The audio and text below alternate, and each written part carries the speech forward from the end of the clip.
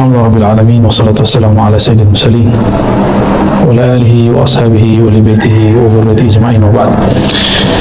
Mohon maaf nih kitabnya nggak kebawa, kita pakai PDF ya. Apa judulnya tadi Pak? Al-Khawf ya. Sebentar ya, saya cari dulu. Al-Khawf secara harfiah, Al-Khawf itu berarti takut ya. Lawannya roja. Roja berarti harap. Al-Khawf, Al-Jalal. Apa arti Jalal? Keagungan Allah Subhanahu wa ta'ala. Kita kalau melihat ada orang yang agung, yang terhormat, maka kita segan. Rasa yang muncul namanya khauf. Ya, karena kita segan. Berbeda dengan orang yang kita suka takzim kepadanya, tapi rasa cinta kita melewati rasa segan kita. Nah, itu namanya roja, berharap. Itu al-khauf dan roja ya. Kita coba lihat nih apa kata Imam Abu Bakar Ar-Razi tentang bab ini ya. Muhammad ibn Abi Bakar ya.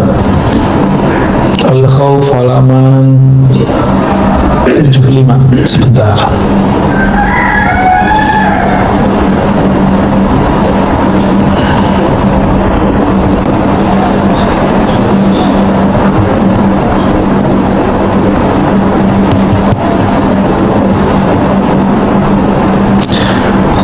Al-khawf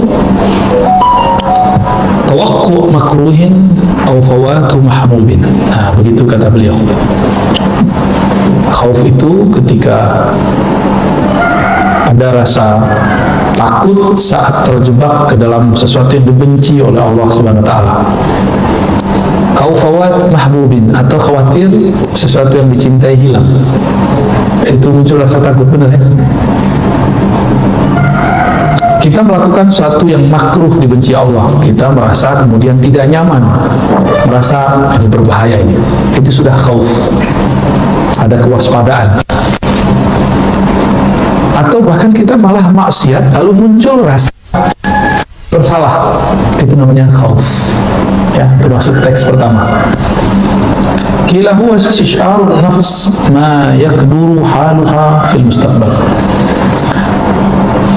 Rasa yang muncul dalam diri, nah ini penjelasan tambahan terhadap ma yaqduru haluha fil mustaqbal.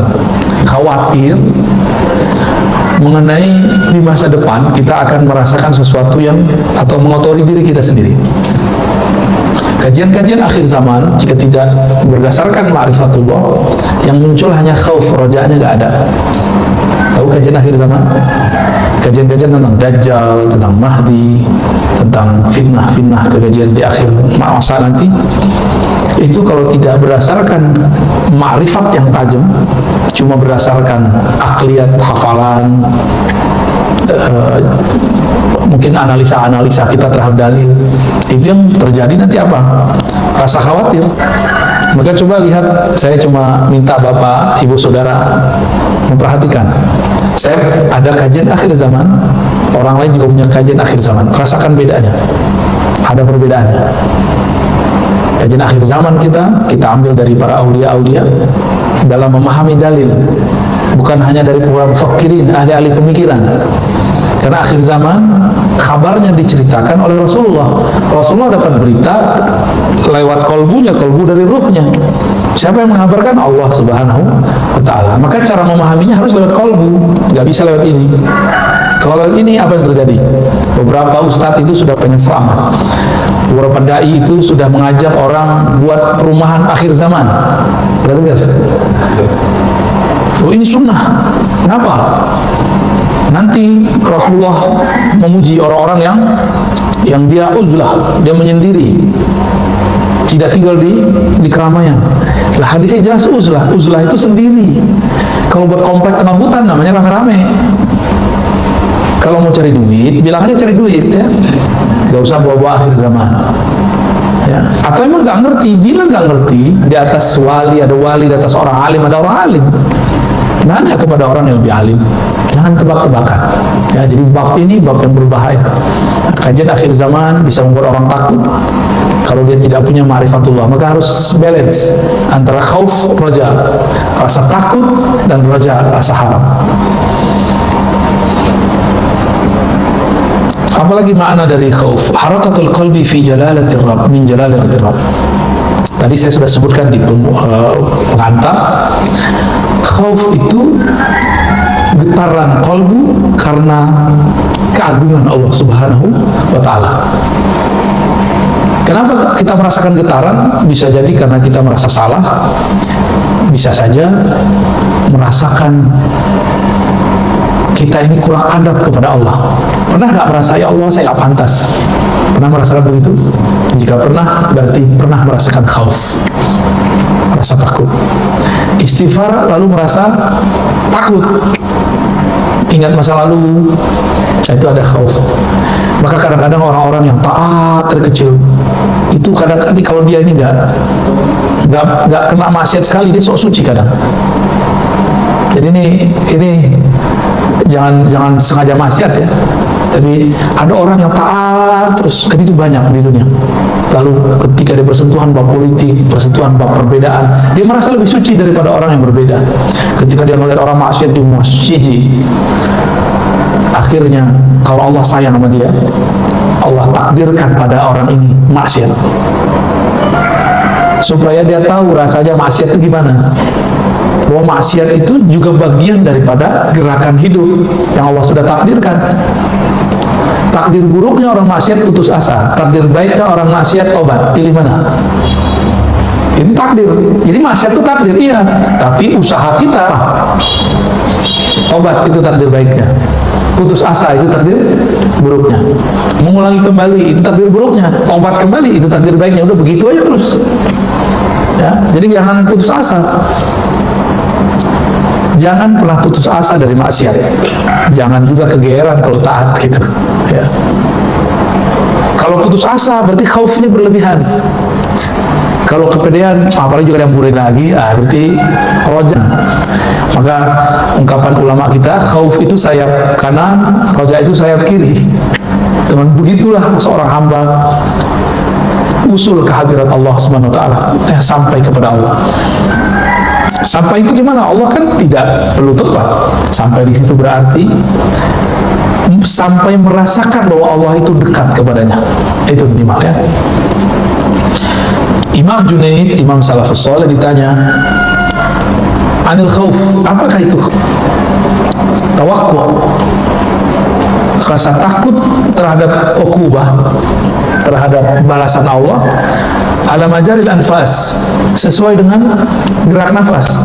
Khawatir kalau nafas ini ada nafas yang lupa kepada Allah Subhanahu wa Ta'ala. Ini makamnya Imam Junaid. Kita mungkin belum nyampe ya. Beliau ini pernapas dia. Belum kan? Lalu dijelaskan oleh Imam pengarang kitab ini, al-khauf minallahi wajib. Nah, khauf ini babnya wajib, bukan sunnah ya. Wajibun liqaulihi ta'ala wa khafuni in kuntum mu'minin. Takutlah kepadaku ya, surat Al-Imran 175. Takutlah kepada kamu jika memang engkau percaya kepadaku, in kuntum mu'minin.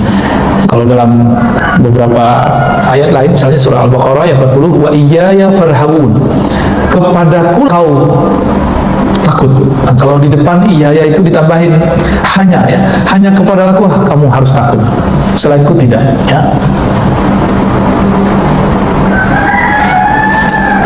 Allah itu memuji para nabi, para wali dengan rasa takut itu. Yad'unana raghaban wa rahaba. Mereka bernami dengan penuh rasa harap dan rasa takut. Harap diterima, takut ditolak. Nah, itu maksud juga ya.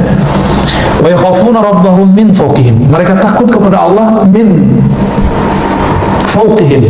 Nah, ini orang menjadikan ayat ini dalil bahwa Allah di atas. Pada min fawqihim, dari atas mereka, itu nggak mesti berarti Allah di atas. Karena kata fawq bisa berarti seperti dalam surah Al-Baqarah, inna Allah la yastahi ay yadriba masalan ma ba'udatan fama fawqaha. Kata fawqa itu artinya yang lebih kecil daripada ba'udah. Ba'udah artinya nyamuk ya. dan ayat-ayat yang lainnya, yakhshawna rabbahum yakhafuna su'al hisab. Nah, dalam sebuah hadis disebutkan oleh Imam Suyuti bahwa hadis ini ya hasan lah ya, riwayat Fiddar. Tidaklah akan disiksa masuk neraka orang-orang yang pernah menangis karena takut kepada Allah. Jadi semua tangisan itu mardud, ditolak, kecuali satu tangisan, tangis. Jadi air mata itu bisa memadamkan api nerakanya kita. Kita ini masing-masing punya nerakanya. Nah, itu tetes air mata takut itu bisa memadamkan api neraka. Itu dia ya. Kenapa? Karena neraka itu milik Allah. Allah menyebutkan neraka sebagai simbol daripada siksanya, jalalnya. Siapa yang nangis di situ terlihat ada jamalnya Allah, rahmatnya Allah Subhanahu wa Ta'ala. Bagaimana Nabi mengilustrasikannya? Tidak akan masuk neraka, tidak akan disiksa orang yang takut kepada Allah lalu nangis sampai air susu ke dalam susunya. Bisa nggak air susu balik? Nggak pernah bisa ya? Nggak pernah bisa. Sekali keluar ya udah nggak bisa masuk lagi. Berarti selama-lamanya. Nah, ini yang menarik nih. Maka saya nggak percaya ada orang murtad itu kecuali dia belum benar-benar Islam sebenarnya. Orang-orang yang pernah nangis menyebut nama Allah, itu rasa tangis itu, rasa getar di kolbu itu tidak akan pernah hilang. Tidak akan ada selama-lamanya. Belajar lewat zahir dulu, batin dulu yang dibenerin. Kalau hijrah, yang dihijrahkan kolbu dulu, bukan zahirnya. Supaya kolbu ini benar-benar bergetar kepada Allah, disebut namanya, maka kemudian ada getarannya, disebut namanya di hadapannya. Ya. Jadi banyak orang hijrah, ngaji, tapi apa yang terjadi? Kolbu tambah keras, sibuk nyalahin orang, berarti nggak ada yang nggak beres di kolbunya itu. Ya. Jadi kalau kita benar-benar mau belajar Islam, mulai dari kolbu, karena Al-Quran turunnya ke dalam kolbu, bukan ke sini. Ini hanya alat untuk memahami, menerjemahkan bahasa-bahasa kolbu. Ya.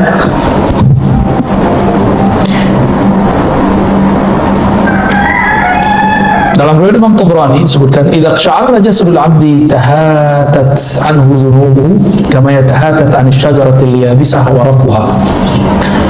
Apa indikator? Ini indikator membaca tubuh. Tubuh ini menerjemahkan kolbu. Kita kalau istighfar, doa, muhasabah, sholawat, zikir, lalu ada merinding. Pernah merinding nggak kalau berzikir? Atau merinding di saat ada ta'lim yang membuat kita ingat kepada Allah? Jika antum merasakan itu, maka pada saat itu tahatat zunubuh, dosa-dosanya gugur seperti gugurnya daun-daun di musim gugur. Di Indonesia nggak ada musim gugur ya, tapi karena ada beberapa pohon seperti pohon kapas, dia gugur di musim tertentu.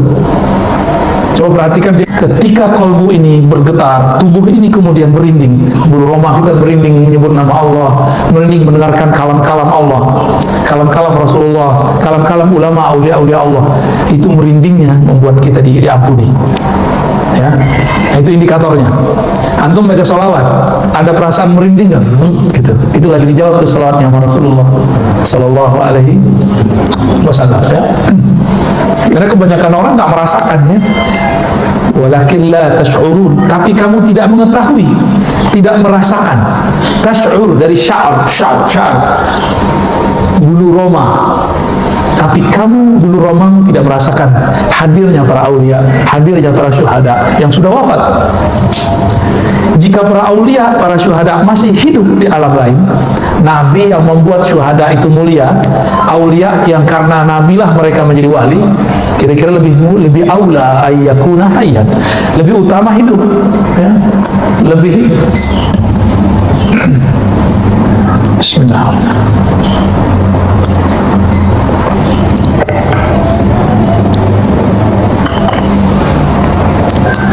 Waqala sallallahu alaihi wasallam, nah, Nabi mentafsirkan satu ayat, walladzina yutuna ma atau wa qulubuhum wajilah. Orang-orang yang memberikan apa yang mereka berikan dan kolbunya penuh dengan rasa wajilah, rasa takut. Ay khaifah alla yuqbala minhum amalul birr. Jadi kita nih ciri-ciri indikator kalau kita sudah ada masuk nih rasa takut ke kalbu, kita beramal, memberi sedekahkah, berzikirkah, sholat, lalu ada perasaan khawatir nih nggak diterima, merasa nggak pantas diterima, itu masuk semua tuh ke bab khauf. Kalau indikatornya sudah ada, berarti sudah mulai bagus kalbunya. Ya. Kana an-nas ya'uduna Dawuda wa yazunnuna annahu marid wa lam yakun bihi illa syiddatul khauf min rabbih.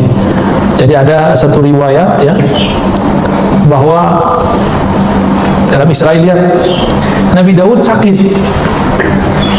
terlihat sama orang, tapi sebenarnya beliau nggak sakit, beliau cuma ketakutan habis membaca Az-Zabur, lalu badannya lemas, bergetar, panas dingin. Jadi dulu para nabi baca ayat-ayat Allah sampai begitu. Kalau kita nggak ada yang begitu ya. Di zaman Hasan al-Basri itu ada orang baca surah Al-Hadid sampai di ayat 16-nya pada pingsan. Kita nggak ada yang begitu. Apa yang salah ini?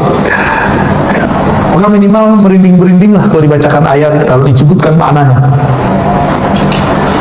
Waktu kemarin saya baru pulang dari Sumatera, dari kampung saya, itu macam-macam berteriak di sana, ada yang merinding begitu, ketakutan dia kepada Allah, wajah bulu romanya merinding, sampai-sampai dia nggak tahan, dia berteriak, ya Allah.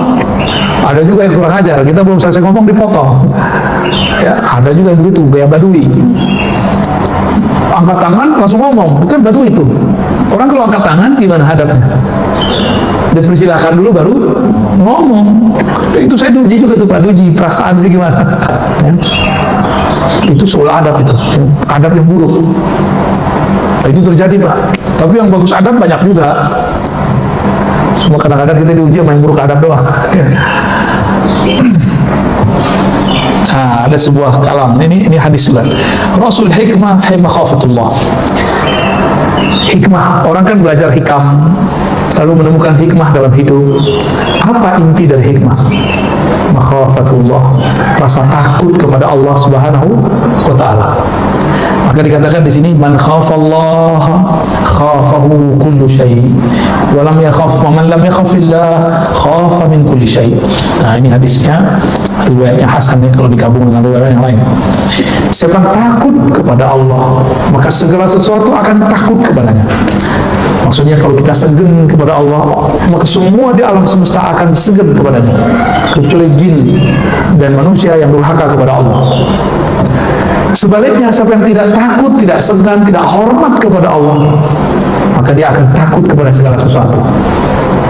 Apa itu takut? Corona takut, enggak corona takut. Trauma 2019 takut, ntar mau 2024 takut duluan, 2024 belum datang udah takut duluan. Corona berikutnya belum datang udah takut duluan. Kedinginan ini, jangan-jangan lebih kotoran itu Pak, karena jangan-jangan jarang dicuci tuh. Taruh ya kan, percaya kalau bersih. Kalau udah batuk-batuk di situ. Kalau karpet semoga dibersihkan sering-sering. Ya. Kalau semoga tiap hari ada yang bersihin. Yang usahanya lebih banyak. Di masjid-masjid besar sudah rapat, sudah ya, semoga coronanya masih tidur lah. Kalau nanti muncul bangun ya siap-siap aja Pak ya. Raditu billahi rabbah, ridha kepada Allah. Virus itu nggak ada yang bergerak sendiri, itu ada intervensi manusia. Berarti ada yang makar kan? Bener, ada yang makar toh? Takut dulu Pak.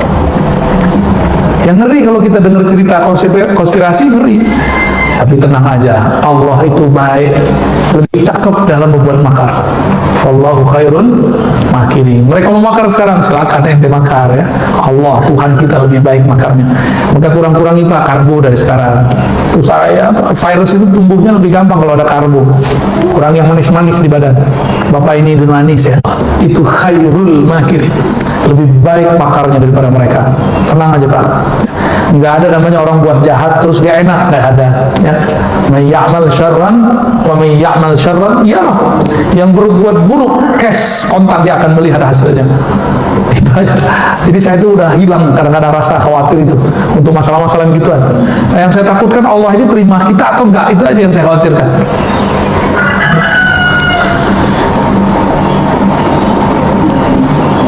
Bismillah. Semoga nanti yang berwenang mengumumkan nggak wajib pakai masker, boleh enak lagi Pak ya. Masker lumayan mahal Pak, udah kaya tuh tuan-tuan masker tuh. Bisnis masker udah luar biasa tuh. Allah Subhanahu wa Ta'ala tidak akan pernah menjadikan kalbu kita ini ada dua ketakutan, rasa takut kepada A dan takut juga kepada B, nggak ada ya. Pasti kepada salah satunya. Makanya dalam Al-Quran dikatakan Allah tidaklah menjadikan manusia itu dua kolbu. Kolbu kita satu. Maka rasa takutnya cuma satu. Takut kepada Allah, takut kepada Allah aja. Kita ngomong begini bukan berarti kita nggak waspada terhadap corona. Kepada corona bukan khauf, tapi waspada. Bisa bedain? Kita tidak takut corona, tapi kita waspada kepada corona. Kepada Allah takut. Bisa bedain? Jangan konyol juga bilang, gak usah takut kepada corona, gak usah waspada. Itu konyol juga tuh. Ada buktinya orang meninggal kok ya. Pelantung nggak percaya, nggak masalah. Buktinya ada. Ya, semuanya ada. Jadi kita nggak usah terlalu kemakan teori-teori yang aneh-aneh juga. Kemudian disebutkan di sini, wah hilang lagi dia.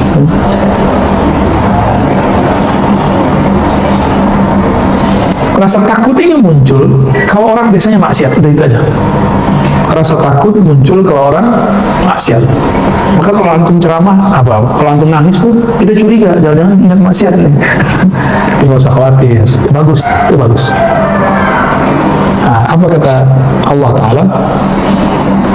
Wa izzati wa jalali la ja'al man amana bi sa'min layla wa nahar kaman la yu'min bi biyadihi law akhta'tum hatta tamla khatayakum ma baina as-sama'i wal ard summa astaghfartumullaha la ghafarakum.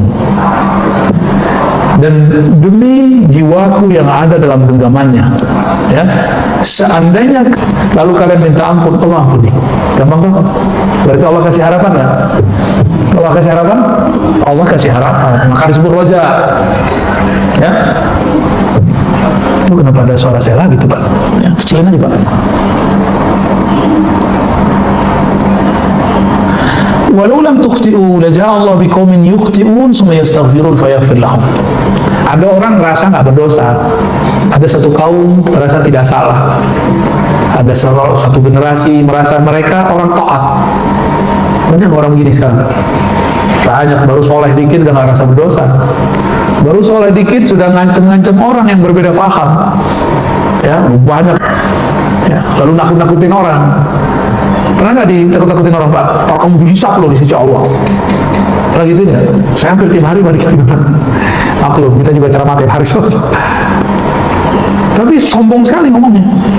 Ittaqullah, takutlah kamu kepada Allah. Semoga kamu dapat hidayah. Gitu. Dia lupa mendoakan dirinya sendiri. Ya kalau saya amin aja, amin. Ya. Kalau hati-hati kamu dihisap, ya itu urusan saya ntar dihisap, itu urusan ente. Ya. Gak usah ngancem-ngancem kita dengan kata hisap. Ente aja selamatin dulu dirinya. Jadi kita ini kalau beda paham sama orang, gak usah bilang ntar kita lihat aja deh. Ntar ente dihisap, gak usah ngancem-ngancem gitu. Ya. Kalau kita beda paham dengan orang, ya sudah beda aja. Tapi pada orang yang udah kehabisan hujah, udah kehabisan dalil, karena nggak mampu punya dalil, dalilnya cuma kullu bid'atin dhalalah. Ya enggak? Di luar itu jadi nggak punya dalil. Kita sebutkan dalil, dia bilang nanti kamu hati-hati dihisap. Ya hisap urusan kita, nggak usah diancam-ancam. Kita sudah mempersiapkan apa yang kita buat, jawabannya di sisi Allah Subhanahu wa Ta'ala. Insya Allah harus dipersiapkan Pak, jangan nggak dipersiapkan. Imam Bukhari itu ngajarin kita begitu, kata Imam Bukhari, tiadalah aku membuat sesuatu kecuali aku siapkan di sisi Allah Subhanahu wa Ta'ala hujahnya. Ini beliau yang ngajarin kita nih, karena semua bakal ditanya. Dan surah Al-Hakumut Takatsur di akhir ayat kan jelas sekali, semua yang diberi akan ditanya. Saya dapat kopiah, ini ditanya semua nih Pak. Pertanyaannya lama ini. Ya, Bapak pakai masker itu ditanya semua itu. Baju ditanya semua, dari mana, dipakai apa, gimana cara dapatnya. Banyak pertanyaan ntar. Kita nggak usah ngancem-ngancem orang. Kita makan nggak basmalah aja dihisapnya berat. Ya, jadi kalau antum debat dengan siapapun, jangan ancam dia dengan kata hisab, kata neraka, nggak usah. Itu hak prerogatifnya Allah Subhanahu wa Ta'ala. Ya, kalau kamu tidak merasa berdosa, nggak apa-apa, kata Allah. La ja'allahu biqaumin yukhti'un summa yastaghfirun fayaghfir lahum. Allah akan ganti generasi baru yang mana mereka merasa berdosa kepada Allah, lalu mereka minta ampun, lalu Allah ampuni. Jadi dosa itu rasa. Saya sudah sebutkan berkali-kali Bapak Saudara, kalau ada dosa zahir, ada dosa batin, ada dosa adab. 3 aja. Dosa zahir, dosa mata, kita semua punya. Tapi jangan masuk ke dosa yang batin. Kalau iya, tobatnya harus lebih serius. Pernahkah merasa diri lebih baik dari orang? Pernahkah merasa lebih suci dari orang lain? Pernahkah merasa lebih benar dari orang lain? Merasa benar boleh, lebih benar nggak boleh. Bisa bedain?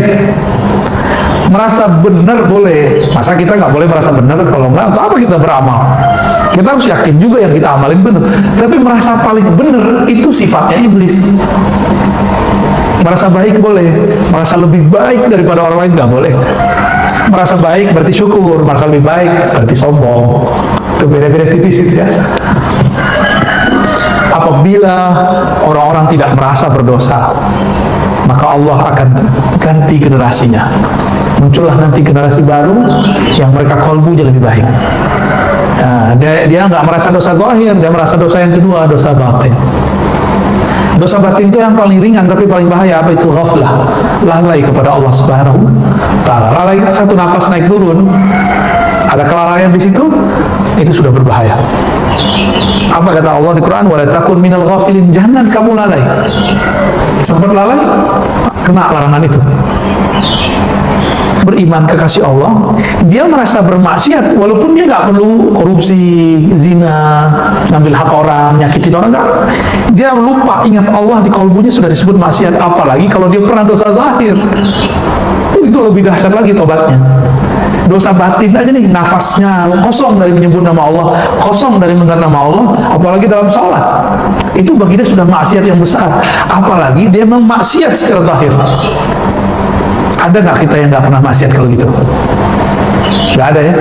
Tapi banyak orang secara zahir dia nggak ngerasa maksiat. Imam Syahrastani pernah mengatakan, kelompok Khawarij adalah kelompok yang merasa diri mereka tidak bermaksiat secara zahir, tapi batin mereka nggak selamat. Kelompok ekstrim. Makanya mereka meneraka-nerakakan orang, mengkafir-kafirkan orang. Itu karena kolbunya kotor, tapi hafalannya. Dia menghukumi orang dengan hafalan-hafalannya. Dan ini berbahaya. Ya. Ini yang akan kita hadapi nanti. Jadi Bapak Ibu Saudara yang bukan Allah, yang kita hadapi di masa depan itu orang-orang yang soleh secara zahir, tapi batinnya kotor. Kita merasa diri kita kotor zahir dan batin, lalu kita tobat, itulah senjatanya.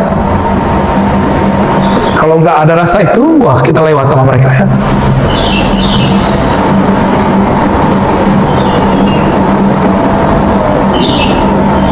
Innama yadkhul jannata man yarjuha. Nah, ini hadis menarik juga nih. Hadis yang juga didapatkan di riwayat Imam Baihaqi ya, dan lain. Yang masuk surga itu hanya yang mengharapkan masuk. Yang masuk neraka itu yang tidak pernah berharap masuk surga, yang putus asa daripada rahmat Allah Subhanahu wa Ta'ala. Ya. Baik. Dengan demikian Bapak Saudara yang bukan Allah, jadi al-khauf dan roja, rasa takut, rasa harap, ini harus dipelihara. Nah, inti dari rasa takut itu bukan hanya sekedar dari maksiat, tapi inti dari rasa takut itu karena Allah itu punya sifat namanya Jalal. Apa tadi namanya Jalal? Keagungan. Kita segan kepada Allah Subhanahu wa Ta'ala. Ini ilustrasi biar gampang Pak. Punya guru nggak dulu yang kita segani di sekolah? Berani nggak buang sampah depan dia? Nggak berani ya? Tapi kalau gurunya pergi, buang sampah lagi nggak? Iya, berarti kita takut kepada dia. Ada guru yang kita sukai dulu di sekolah? Ada ya? Lalu dia ketika mau buang sampah, di depan dia lagi buat sampah, dia mau ambil sampah, karena kita sayang sama dia, kita bilang, maaf Pak Guru, biar kami aja yang buang. Udah sayang. Jadi khauf dan roja ini dua kejadian rasa yang dia bercampur aduk di kolbu. bercampur aduk di dalam kolbu. Pernah suka seseorang? Pernah ya? Khawatir nggak kalau cinta kita ditolak? Iya. Galau nggak kalau kita nggak diingat-ingat sama dia? Galau ya? Jadi kalau dia nggak kirim salam, kayaknya aneh hari itu. Atau kalau nggak ketemu dia sesaat, kayaknya aneh. Nah inilah bab yang mau saya sampaikan sebagai penutup. Al-khawf dan raja itu jika didasari kepada cinta, maka dia rasanya lebih ringan, lebih asik. Didasari apa? Cinta. Kita ini kalau nggak ketemu dengan muncul lagi bab rindu. Dalam rindu itu muncul rasa takut. Jangan-jangan nggak diterima nih. Jangan-jangan dia ingat yang lain nih. Jangan-jangan perhatiannya kurang nih. Maka orang yang khauf dan raja ini sibuk. Ketika dia mau bertemu atau ada kesempatan bertemu dengan yang dia suka ini, dia akan mencari perhatian. Bajunya dibagusin, mukanya dibersihin, model rambutnya dibenerin. Itu kalau kekasihnya fisik, manusia. Kalau yang kita cintai itu Allah, gimana? Kata Allah, mari cari perhatian Allah. Allah itu selalu merhatikan hambanya, tapi carilah perhatian rahmatnya, perhatian kasih sayangnya. Bagaimana caranya? Di kolbu ada khauf dan raja yang sumbernya adalah cinta kepada Allah Subhanahu wa ta'ala. Cinta indikatornya cuma satu, dawam zikri, senantiasa ingat dia, senantiasa merindukannya, takut kalau salah tingkah di depannya. Itu jadi ya. Kalau kita sudah cinta, suka memberikan kejutan nggak hadiah. Itu untuk apa? Cari perhatian. Maka yang layak dijadikan objek untuk kita cari perhatiannya adalah Allah, sumber semua cinta. Ya. Siapa yang dicintai Allah, maka semua yang di makhluk ini, yang di alam semesta akan mencintainya. Insya Allah. Baik Bapak Saudara kalau Allah, lebih kurang itu bedah kitab Hadaikul Haqaiq ya, beberapa waktu ini. Semoga bermanfaat. Gimana Pak? Terima kasih. Dengan Pak Ibu, kalau ada yang ditanyakan.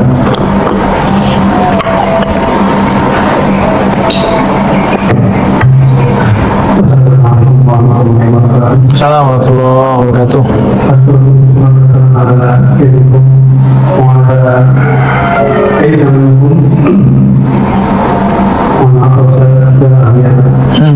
Saya syukur dulu dari sahabat. Mau bertanya, apakah dari kamu tadi kan suara disebut jawab ya? Apakah ada hubungan dengan kau dalam diri?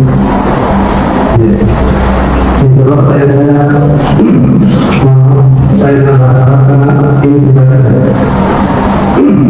Syukur ولا شك بينكم ولا مبالغ بأي جميع الخلق.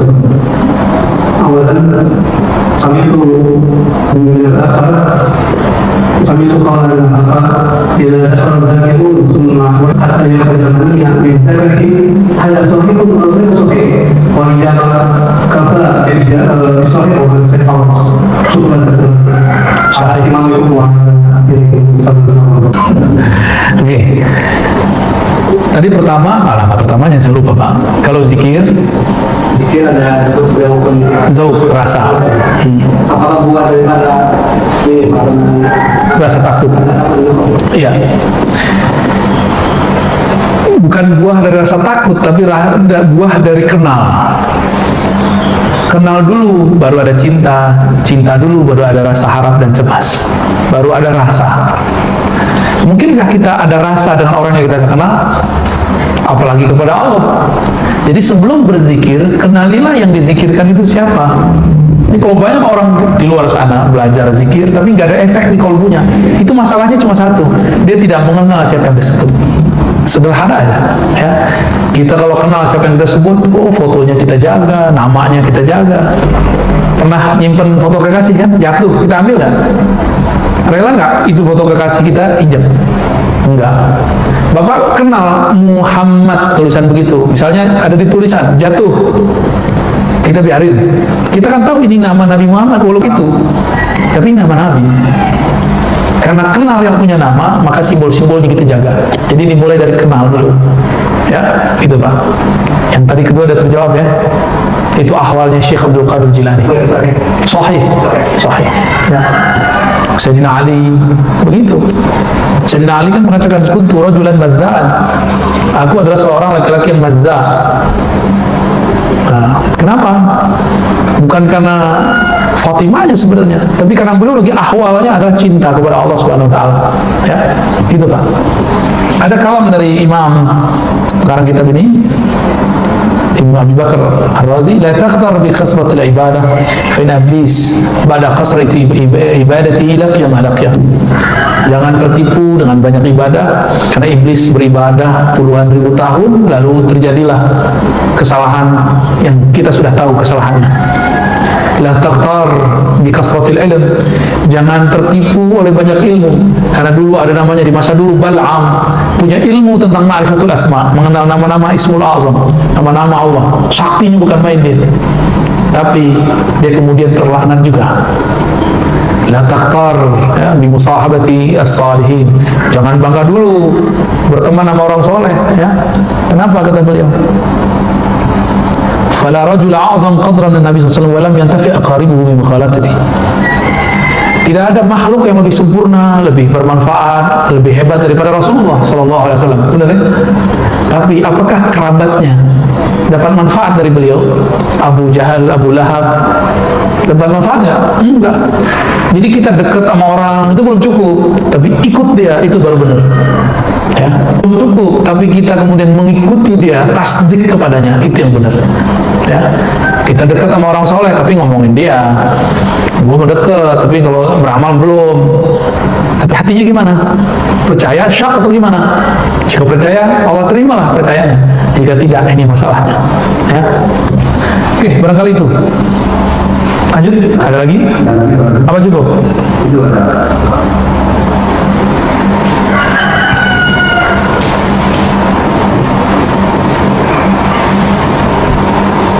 Terima kasih. Salam. Mengkhawatirkan anak itu bagaimana yang benar supaya tidak terjadi hal yang negatif ya. Sampai dia generasi dan tidak boleh kita meninggalkan generasi yang lemah kata Rasulullah seperti itu.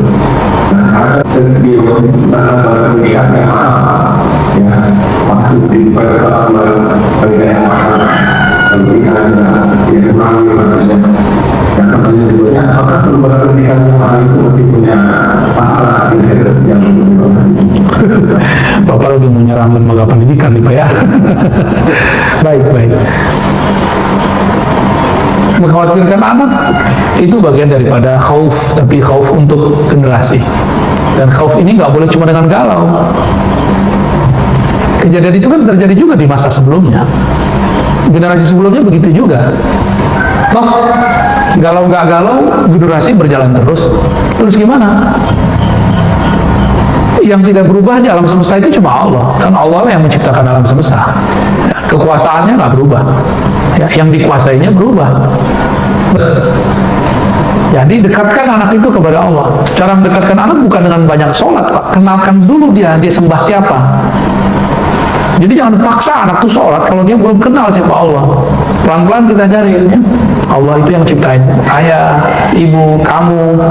Maka untuk mengenangnya, mengingatnya, kita menyembahnya. Gitu ya.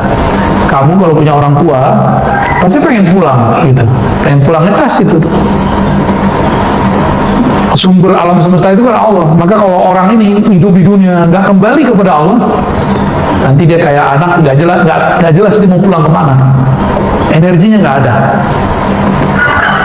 Jadi memikirkan pendidikan anak ini bagian dari khauf. Ya. Tadi khauf dan roja untuk diri sendiri, tapi sekarang Bapak pertanyaannya untuk orang lain, itu anak kita sendiri. Wajib Pak, tapi tidak cukup dengan rasa takut. Jangan karena rasa takut kita kemudian kita paksa anak kita ibadah sholat. Ajarin dulu dia cinta kepada yang disembah, maka nanti dia nggak perlu dipaksa untuk sholat. Ya, jadi mulai bercerita tentang Allah kepada anak-anak. Dengan cerita apa? Cerita kisahkan ke mereka. Nanti mereka akan tertarik sendiri untuk sholat. Lalu anak-anak itu dia nggak ngelihat omongan kita Pak, dia ngelihat kita buat apa. Jadi Bapak ini kalau jam sholatnya pergi ke masjid, itu anak rekam sama dia. Nanti kita ketiduran, malah anak kita yang bangunin. Coba aja tuh, jadi anak itu dia merekam apa yang dibuat babehnya nih ya. Bapaknya ngapain nih? Ada orang tua merokok terus bilang ke anaknya, kamu jangan merokok ya. tuh bapak kurang ajar tuh. Itu nggak bener ngajar begitu.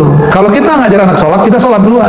Kalau kita bilang ke anak jangan ngerokok depan dia, merokok di luar dia, gitu. Terus begitu. Kita ini nggak semua punya bakat mengajar. Maka kita bertanya kepada orang yang bisa mengajar. Makanya banyak orang nggak bakat ngajar anaknya, ngomong bulut nggak jelas. Terus apakah orang yang membuat pendidikan yang mahal itu nggak dapat pahala? Itu urusan lain, Pak. Itu urusan kolbu dia. Bapak buat pendidikan murah, nggak ikhlas, nggak dapat juga. Mahal gak mahal, jualan metode, dan itu halal. Itu halal, ya. Mau dia pesantren kayak, mau dia sekolah umum, ketika dia jual fasilitas, ini boleh naikin kos. Urusan agama kok kita murah-murahin gitu.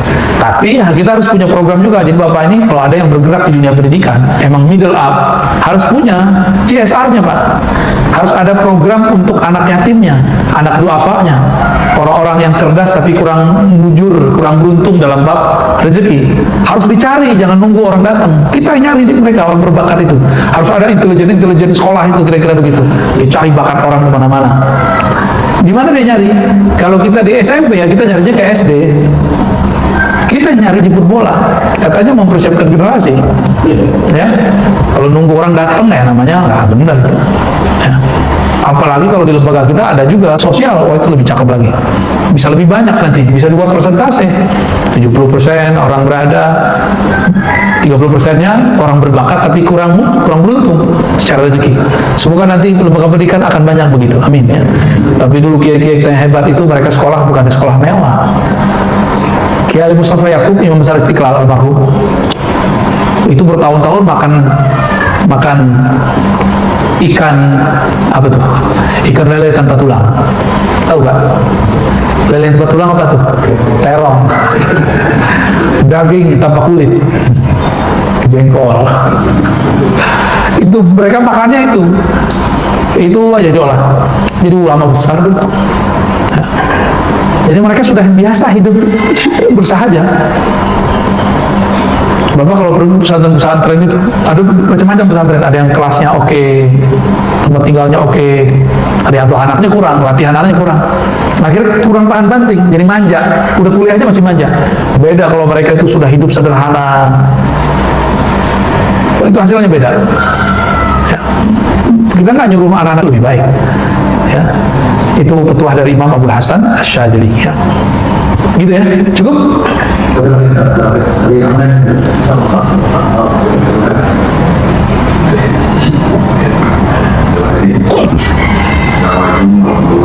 Assalamualaikum warahmatullahi wabarakatuh.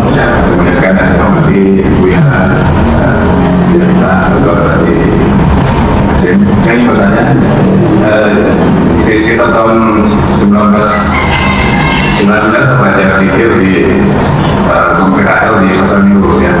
Oh, syukur apa? Lokal. Lokal. Jadi dari 2019 sampai 2004 gitu, itu selama 4 tahun itu saya lagi kerja. Sampai sekarang gitu.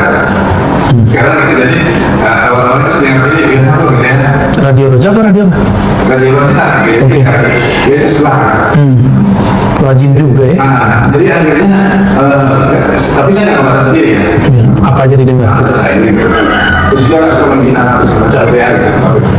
Jadi sekarang ini sejak menggunakan usia-usia kerja, benar-benar tadinya setengah-setengah, sekarang betul gitu ya. Alhamdulillah. Jadi saya izin dari Buya gitu.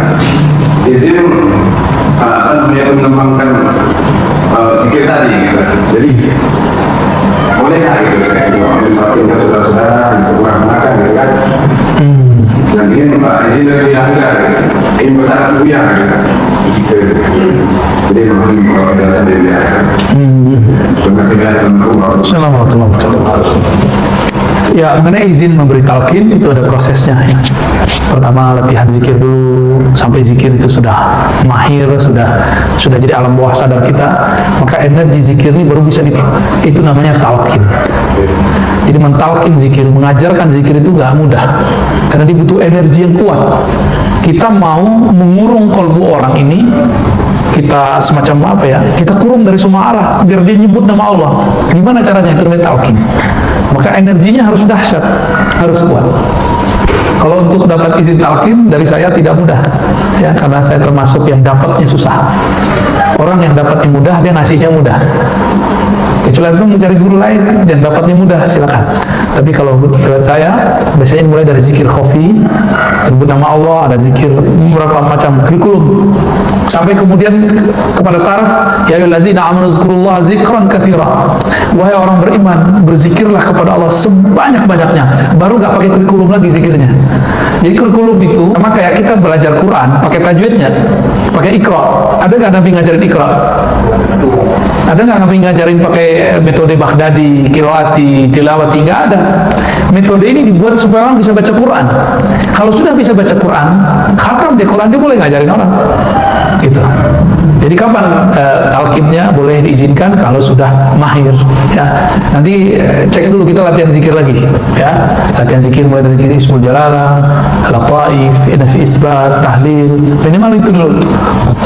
Baru nanti kita minta kepada Allah, ya Allah izinkan. Biar energinya langsung Allah yang nurunin, bukan saya yang ngasih, ya. Jadi kenapa talqin-talqin zikir gak berasa di beberapa majelis? Karena dia mengandalkan energi zikrullah dari kolbunya. Padahal kolbunya tidak selalu ingat kepada Allah. Tapi kalau kolbunya sudah bertawakal kepada Allah, Allah berikan energi, walaupun yang ikut 100.000 orang itu akan keluar. Insya Allah. Gitu Bang, ya. Online. Kedua, apakah masuk usul Allah dan bagaimana ada bisa masuk? Kemudian yang kedua, jika berdoa tadi tidak berdoa, bukan juga salah. Apakah salah salah adalah senjata ambil untuk subuh? Untuk Rasulullah. Wah, yang nanya orang tarekat nih kayaknya. Ya. Usul itu rasa kesadaran kepada Allah.